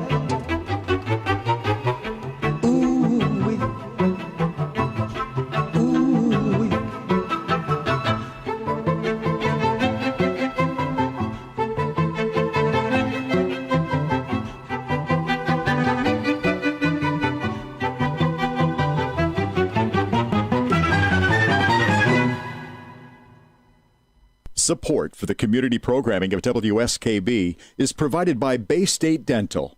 Comprehensive dentistry at 14 convenient locations in Springfield, Chicopee, Longmeadow, West Springfield, Belchertown, East Longmeadow, Ludlow, Northampton, Greenfield, and Wilbraham, as well as 29 Broad Street in Westfield. Bay State Dental makes it a priority to help you achieve and maintain the healthy smile you deserve. On the web at baystatedental.com. Support for community radio on WSKB is provided by Betts Plumbing and Heating Supply Company, an independent, family-owned wholesaler serving Westfield for over 50 years, specializing in plumbing, heating, and industrial piping supplies. On the web at bettsplumbing.com or at 14 Coleman Avenue in Westfield. Support for the community programming of WSKB is provided by Comcast and Xfinity.com. Offering Xfinity TV, Internet, home phone, and home security services. Information on all that Xfinity has to offer in the Westfield area is available online at Xfinity.com. We thank the generosity of our underwriters. For more information, please contact the Westfield State Foundation at 413-572-8646. Wednesday mornings from 6 till 8, it's Tina Gorman with Wake Up Wednesday. Community Radio. 89.5 WSKB. Live from the campus of Westfield State University, this is 89.5 FM WSKB Westfield. Wow, it is Tuesday morning. It is. There's an echo in here. September 11th. 2018 and counting. It's a double echo. That's Pete Cole's Kitten of the Keys. The September Sultan of SWAT. No, that was somebody else. Sultan of SWAT. He was a baseball Sultan of Swing. Babe Ruth. Babe Ruth was the Sultan of SWAT. You're the Sultan of the Switches. You're September's Sultan of the Switches. And we've got the Duke of Dentistry sitting right next to me. Well, thank you very much. Yeah, that's Kevin Coughlin. I like the sound of it. Yes, and my trusty, lusty, dusty, and musty, crusty sidekick over there, J. Pagluka. But you are the Duke of Dentistry, Kevin Coughlin. We have an unbelievable team here. Yes. Yeah. Hey, so we have not spoken of this, and no one, have you been afraid to bring it up? When you oh yes, Kevin just stops me and he goes and you just put your eyes. Wait a minute, Kevin. Question: have you gotten the business yet from him or no? Absolutely. It's right around the corner. Another 3 or 4 years. Oh, they've been knocking down the doors. Yeah, right. So 2 weeks. We were talking. Is there going to be a charter member of the Med Spa? Oh yeah, absolutely. Okay. We were talking off air about how much fun it is and being all in the same room and interacting together. It is a better show when we do that, and just that visual interaction that says no, let's not go there. Oh yeah, Well, so we're going to go there. Yeah, we are going to go there because I was trying to give us another chance. Oh my escape. God, no! I got to tell because everybody who ever listens to our show, the 4 people, I was gone last week, and they all know that I had what is commonly known in showbiz as an eye lift. It was because you were so upfront about it. We weren't violating HIPAA laws. Oh, that's exactly right. As a matter of fact, sign this paper. So 2 weeks ago on a Wednesday, I had an eye lift, and Dr. Stephen Covici and all the staff down there at his office, or all the staff at the eye surgery place that's on St. George Street in Springfield. It's an eye, they do. It's a surgical center. It is. Well, all doctors know each other. He knows. Well, Dr. Cavici does this great stuff. Now, the strange thing about the operation, Doctor, speaking of this, is I was fearful. This thing that I had, where they cut my eyelids, and they then sort of did a lift of the eyelids.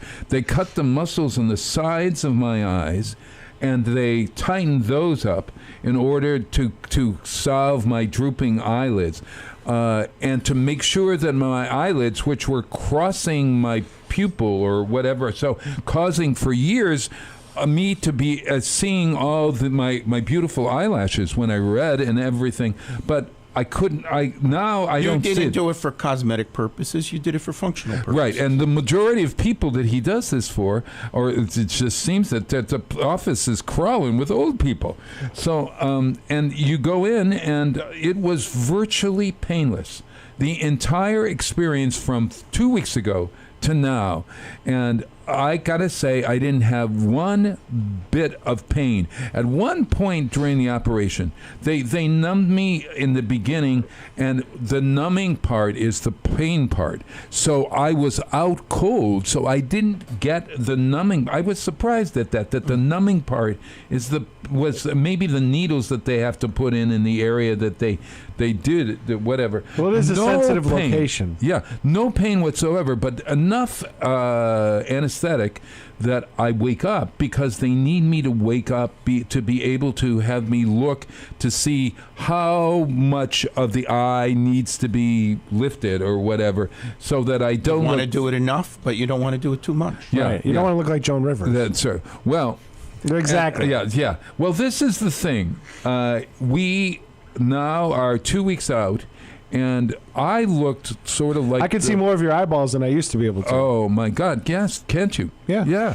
You look marvelous. So, doctor, because you also are involved... I'm an eye specialist. Well, now. Yes. No, but you are a head specialist. Yes, you are facial. I specialize. You, head doctor. You are not... Well, yes, doctor. I'll lie down. Doctor, it started with my mother and my father years ago. That kind of a head doctor, Bob. Yeah. But in reality, all my teeth problems, they made the decisions when I was young, so I can blame them. But that's another story. You also are connected with doing facial stuff now with Botox, and you're concerned with how a face looks and how a person looks, right? Right. The better you look, generally, the better you feel. All right. But to answer your question, so take a good look over here, doctor. Yes. You're looking. You're gorgeous. I can't take my eyes off you. That's a song, right? Yes, right. Yes. Frankie Valli in the Four Seasons. There you go. Oh my gosh. So to answer your question, I think you hit on an important topic. The important topic is, when is a surgical procedure better than a non-surgical procedure? Mm-hmm. And most people are always trying to do a non-surgical procedure, and sometimes it's just not appropriate. The procedures that I personally offer are all non-surgical. I'd like to think that I'm ethical, honest, and knowledgeable enough to say, you know what, Mr. and Mrs. Smith, we can talk about it, we can discuss it, but quite honestly, you're probably wasting your money. You need a surgical procedure to achieve the goals that you want. But many times that client, that patient is saying, can't we try something non-surgical prior to a surgical? Sure. And to me, it's mostly just time and efficiency. If that Mr. and Mrs. Smith doesn't mind investing some time and some money, I say, we'll try it, but my recommendation is under promise, over deliver.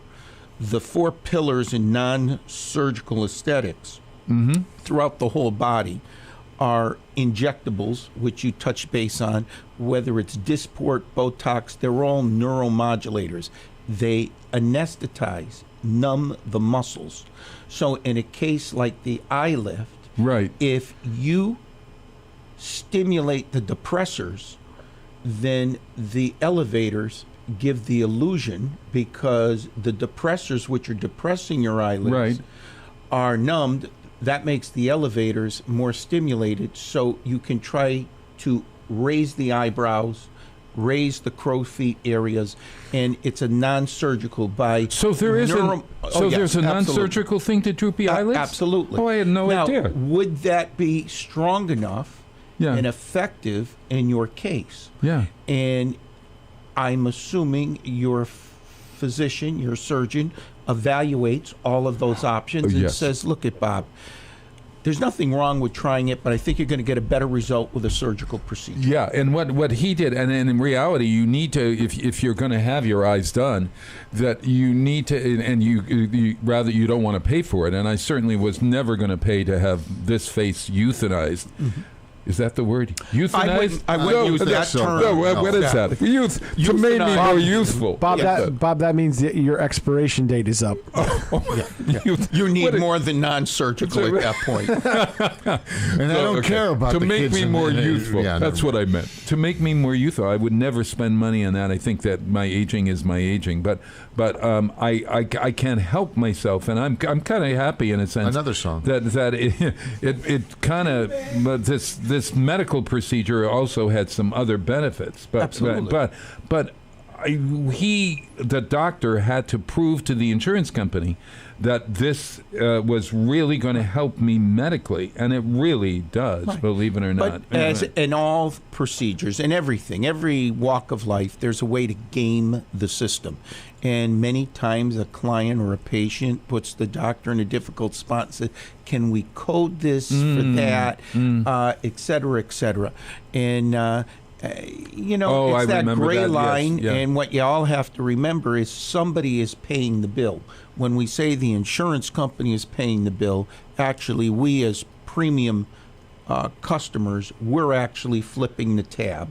Right. So I try to be as ethical as possible, and I believe most medical people do. Right. There's a thing there where we know it's cosmetic, it has no functional value, and it really perhaps shouldn't be covered by insurance. Sure. I'm not here to discuss what should and what shouldn't. My personal belief is you have a set amount of dollars available, and whether you want to spend it on surgery, non-surgery, cosmetic, non-surgery, it's a benefit. And you use it the way you want it. Because even though it may have no functional value, if it makes Mr. and Mrs. Smith feel better, what's wrong with that? For God's sake. That's not the way the system works. No. The system works and says if I can't find a medical need, then we're not going to cover it. And Mr. and Mrs. Smith are free to cover it themselves. I personally believe there's a finite amount of dollars that you have. Mm-hmm. You use it the way you want. And it's I like that idea a lot. Well, okay. So one of the things that it's most remarkable is that a week, as the first day, I really kind of swelled up and I looked sort of like the Fly. Mm-hmm. Okay. But within the next 2 or 3 days, you saw the pictures. I should put them up online or something. Put them up. No. Have you ever seen a picture of Joan Rivers? Yeah, that's exactly right. But that swelling is part of the healing But it went down in like a day or two, and then a week later. Now I've got I still have some stitches on my eyelids. Okay, but they're melt away. Yep. Okay, it sounds so sort of candy-like. Resorbable. Melt away.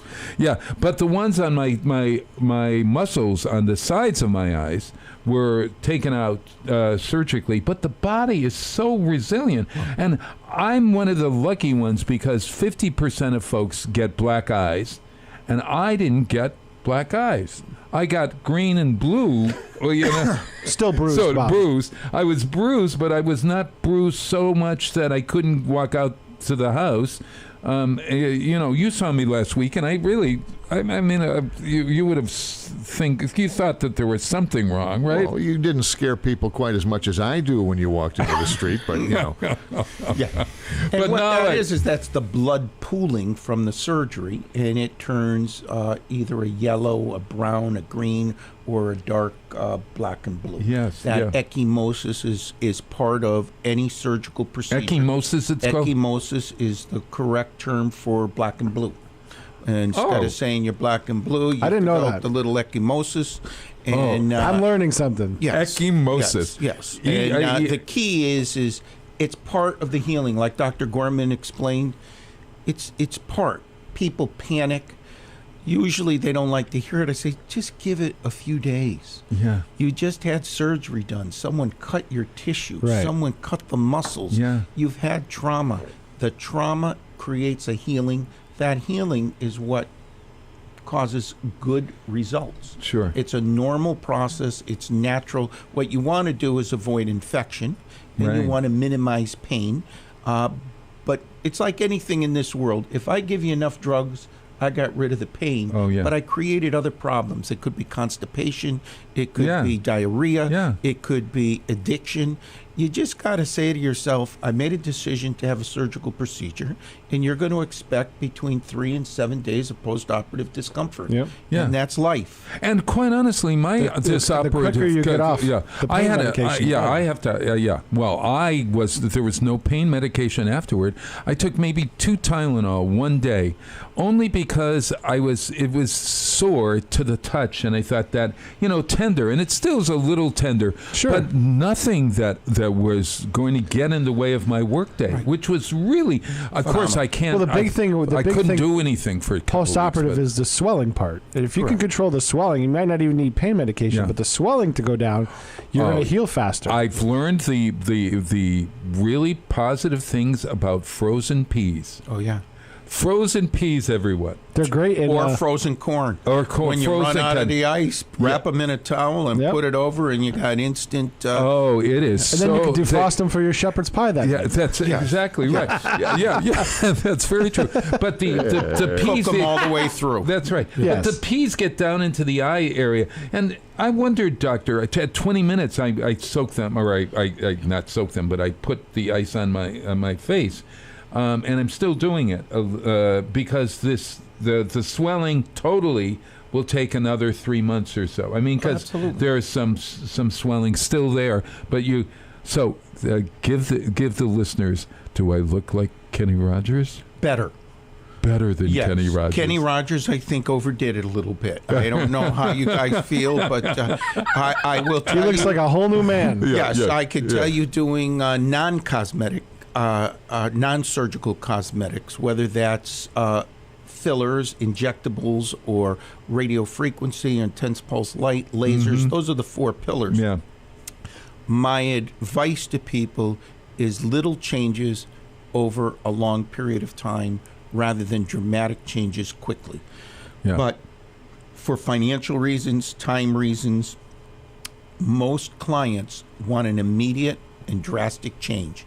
And I would suggest small changes over long periods of time will give you the best results with the least amount of postoperative issues and discomfort.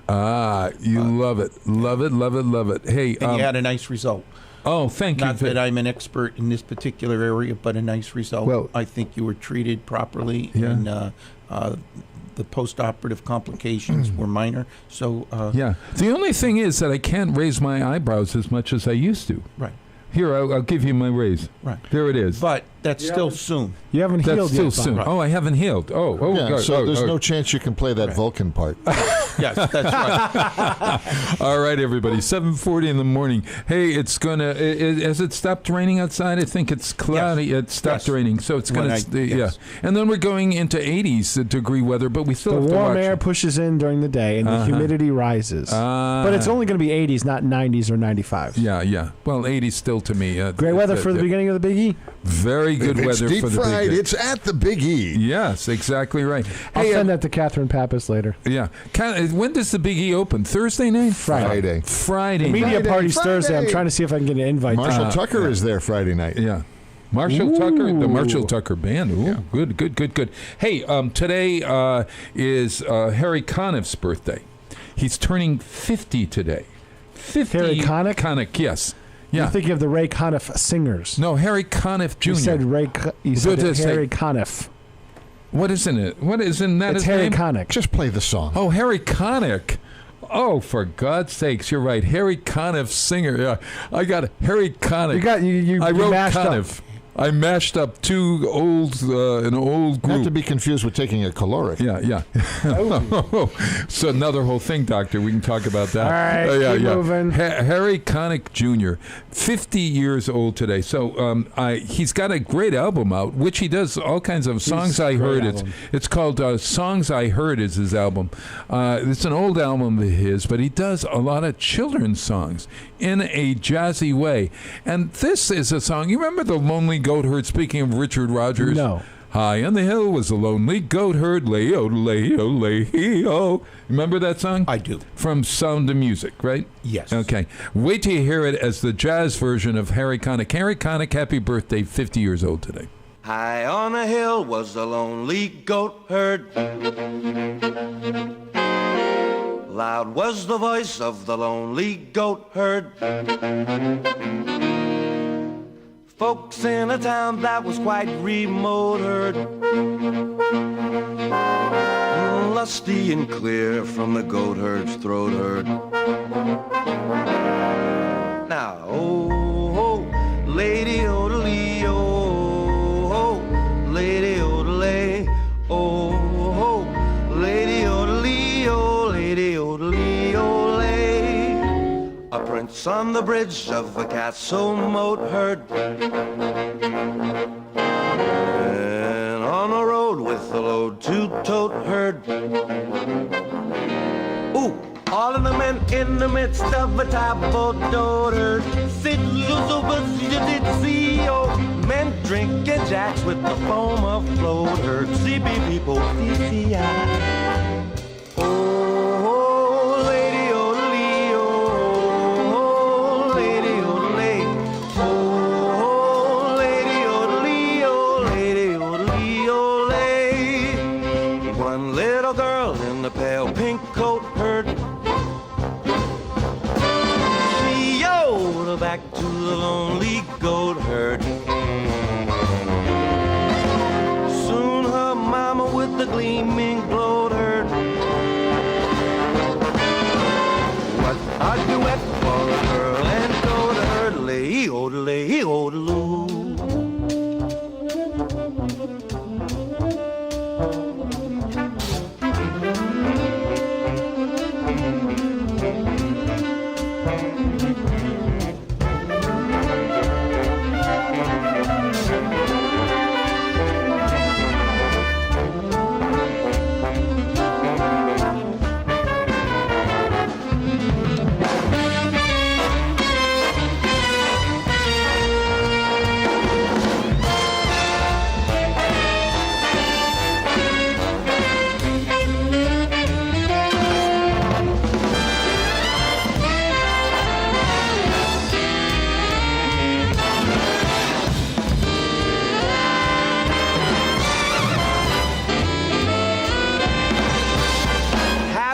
Are they lady, oh, lady Leo?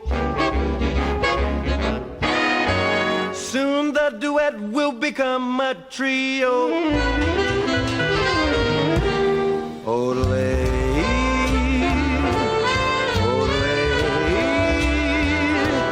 odelay, odelay,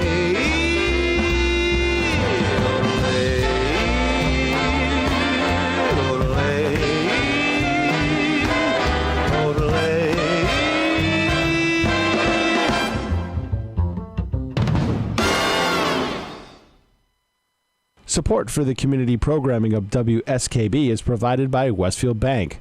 For more than 160 years, Westfield Bank has been an important community presence and commercial leader in the Pioneer Valley, with convenient full banking services in Westfield, West Springfield, East Longmeadow, Agawam, Feeding Hills, Springfield, Southwick, as well as Enfield and Granby, Connecticut.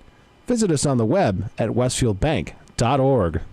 Support for the community programming of WSKB is provided by the Barnes & Noble College Bookstore in the Ely Campus Center, offering Westfield State t-shirts, sweatshirts, and gift merchandise, all of your academic needs, and offering textbook materials in new, used, ebook, and rental formats. Available at the bookstore on campus or online at westfieldstate.bncollege.edu. WSFD-LP.com. Support for the community programming of WSKB is provided by Commercial Distributing Company of Westfield. Now in its third generation of family ownership, Commercial is one of the premier beverage distributors of Western Massachusetts. The Plasek family and the staff of Commercial Distributing wishes you good times throughout the year and urges you to drink responsibly. We thank the generosity of our underwriters. For more information, please contact the Westfield State Foundation at 413-572-8646. Wednesday mornings start off right from 6 to 8 a.m. with Tina Gorman and Wake Up Wednesday. Community Radio. 89.5 WSKB. Live from the campus of Westfield State University, this is 89.5 FM, WSKB, Westfield.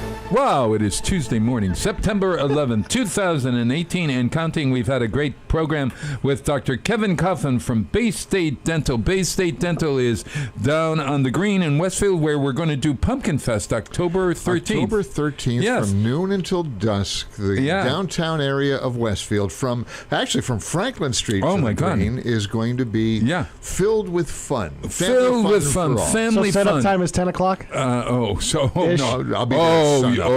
Sunrise for this one. But we are thankful to Dr. Kevin Coughlin and the folks down at Bay State, Rick Drummond and Bay State Dental, because the pumpkin patch, this is the second year we're putting the pumpkin patch on your property. Did you know that? I did, and all the credit goes to that team and that group in Westfield. They put a lot of heart and soul into it. It's a lot of work. Yeah, that's Westfield on weekends right here. Yes. Ironically, when people carve pumpkins, the teeth are usually kind of funny looking. Now, if we carve pumpkins on the lawn, are your folks going to come out and fix those teeth? Perfect occlusion. Everything's perfect. And white. Which brings me, have you ever been to the Roger Williams Zoo in Rhode Island? They do a pumpkin fest there that is just out of sight. Incredible. I mean, 100,000 plus pumpkins. Yeah. You walk through over 2 hours. They're all professionally carved, and they cool. oh my God, they have pictures in them and stuff. Yeah. It's just incredible. Yeah. The other thing there is that water on fire on the Providence River. Yeah, which that's right. I went there last weekend. Absolutely terrific. Well, so we have a Pumpkin Fest to rival any community's great fall event. I think it's going to be fun. October 13th, right here in downtown Westfield. Where do folks get information about this? Go to WestfieldOnWeekends.com. It's all right there. Click on Pumpkin Fest. And we'll tell you all the different things that are happening, including a car spooktacular down Elm Street. The cars are going to be designed, or they're cars, and they're going to have some I want to see the Munster seasonal coach. themes. Oh, yes. Yeah. And we've got so many surprises along the way. Looney Tunes characters from the wonderful Six Flags are going to be there. And WMAS is going to be there. And you name it is going to be there. You name it. That's going to be my band's name is called You Name It. You Name It. So at any rate, hey, Peter, it's 7:50 in the morning. How about something we haven't done in a while? You know, he's going to pull up. Ken Stopsy, get over here. What are you doing on your program today? Will you tell everyone? Walk over to the microphone. Ken Stopsky, Ken's Den is following us. What do you got? I have Dan Paquette from the library. Oh, the library is coming today. I understand they had a few soft openings down there. Yes. And we're going to talk about that. I got a phone message on my voicemail the other day that I recorded that I'm going to play for everyone. Mm-hmm. It's rather interesting. And, I can't wait. And my feelings were hurt a little bit during the week, so I've got one heck of a monologue. Oh, God. Oh, there's something to look forward to. Oh, yeah. Yes. But, hey, Peter, play that music, mister. Hold on. Let me... wait, you're helping over here. Okay, there we go. Gotta get Ken his headphone jack. All right, there we are. WSKB. There's that theme. Uh-oh. Yes. This is Dr. Kevin Coughlin's favorite show. Yes, I'll take the victory now and move on. Yes, yes. As Nitwits Match Wits. And today we are playing with Dr. Kevin Coughlin from Bay State Dental. We're playing with J-Peg Luca, GP's morning show on Fridays here. JP's Talk About Town, you named it. Yeah. And that was Peter Cole's Kitten of the Keys. Meow is going to play with us, and Ken Stomsky. So here's your first question, folks. All right? Name something a man does to set the mood when he brings a date back to his place. Light your candle. Oh, yeah. What, do you got the candles? Pours a glass of wine. Pours a glass of wine. Locks the door. Locks. For God's sake. Let's just... That ought to make those. How about we put on some smooth music? Smooth music. That's what Ken has to do. Dims the From lights. running out. What is that? Dims the lights. Dims the lights. I remember doing And something. then you lock the door. I remember doing something that you guys probably have never thought of. But I had a date once, and I didn't know whether it was going to work or not. And I had a roommate at the time, so I wrote a note that I had after he came into the apartment, and I put it on the fridge that said, I'll be home at 11:30. So just in case I needed an out that I could, so I was thinking ahead there. You guys are thinking positively. I was kind of thinking negatively. Yes. I know. No. You got to go positive. You got to go positive. Yes. So, all right, plays music. Who said that? Dr. Kevin Coughlin. 52 out of the 100. Kevin did too. Dims the Wait lights. a minute. Kevin said light a candle. No. that was Jade. I actually said pour a glass of wine. Yeah, you serves cocktails, which is number 4. Yes. Lights candles is number 3. 10 dims lights is number 27 out of 100. That's number 2, and 52 out of 100, number 1. I honestly think that the good doctor really needs some cred here for mentioning the wine, because I don't know about other people, but usually it's because of the wine that you get to have them come over in the first place. Right. and then you usually need more wine to keep them there. Is that what you're leaning towards? What's the? Oh yeah. But before they actually come over to your place, the amount of wine may determine between the 1 and the 10. We don't want to go down that road. Yeah, really, you don't want to go down that road. Yeah, come on over. I've got some. Next question. Come on over to the apartment. I'll serve you dinner. Well, no. What do you? How do you? Never mind. We can find that. Okay. Name an animal. This is a hard one for me. Name an animal whose stomach is always touching the ground. Name an animal whose stomach is always touching the ground. Did I just eat? Snake. Oh, Peter, that's so good. I think it's too good. That is too good. Is there any armadillo? Alligator. Alligator. That's a good one. Armadillo.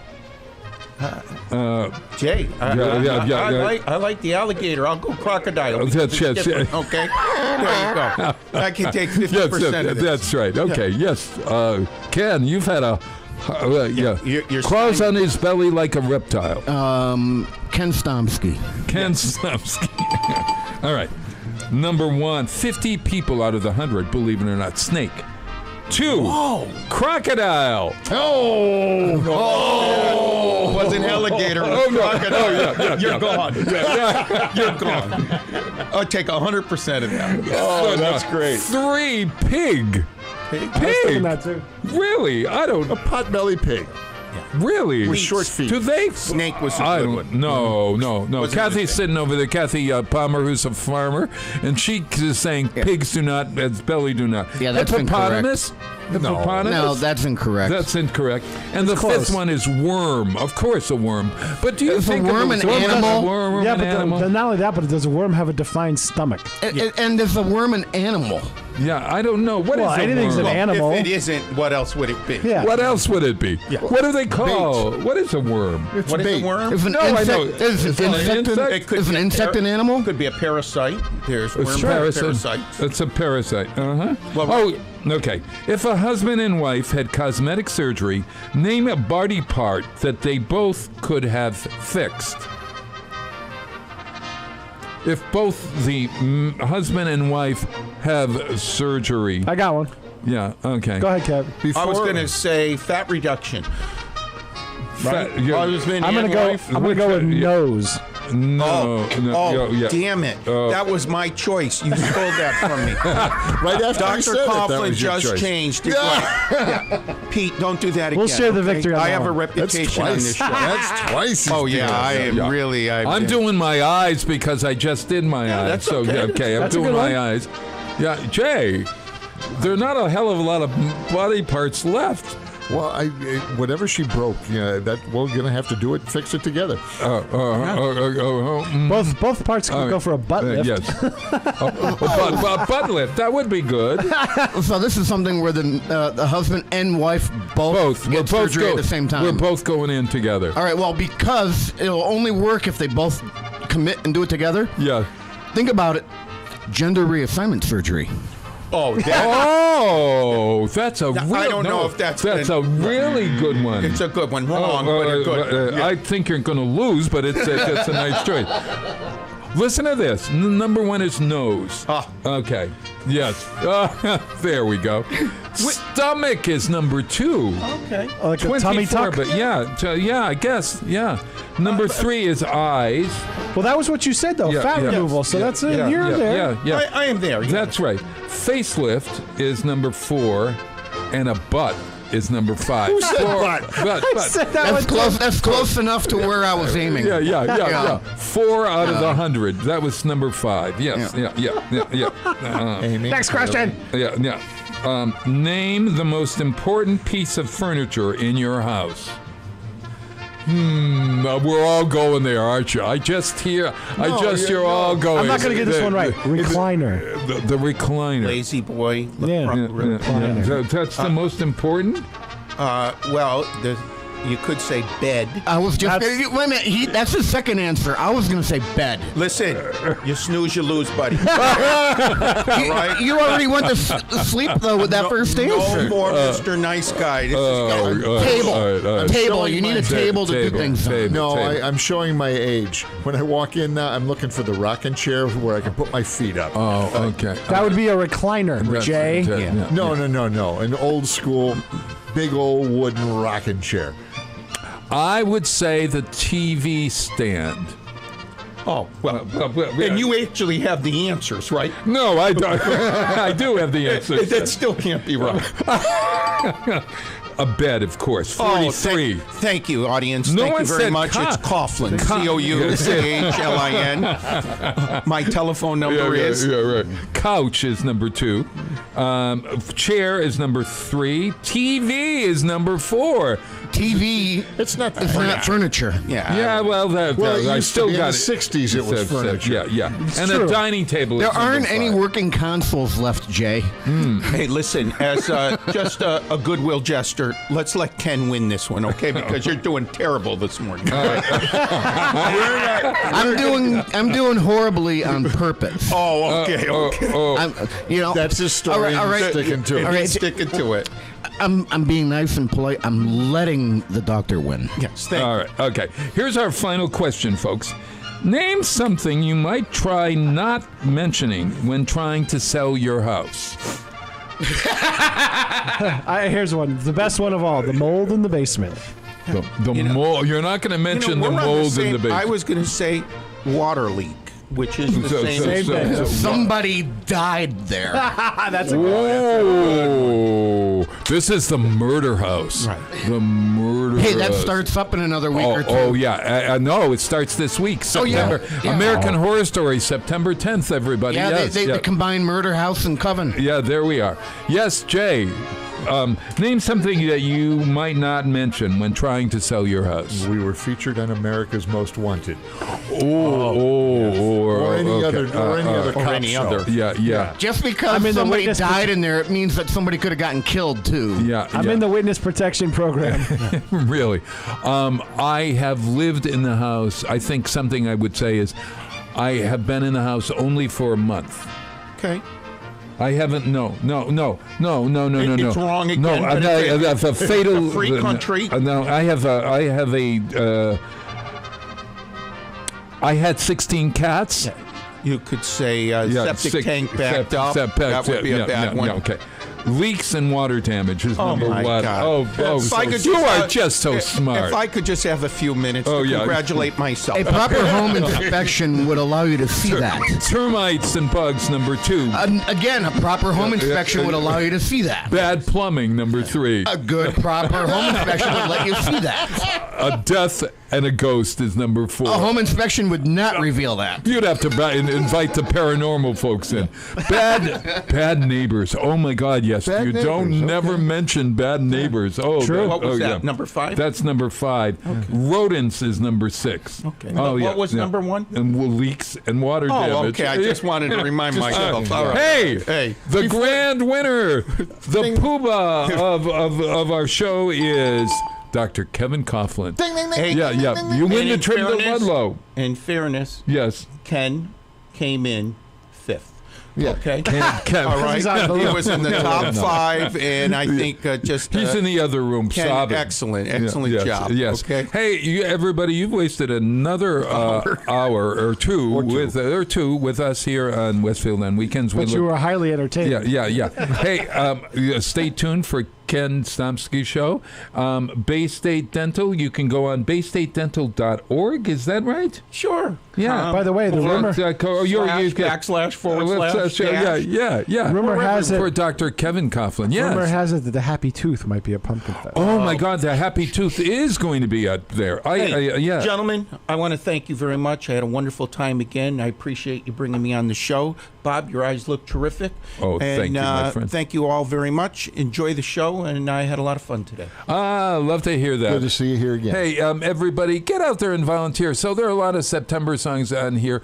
This is Earth, Wind, and Fire's September. All right. Goodbye. See you next week.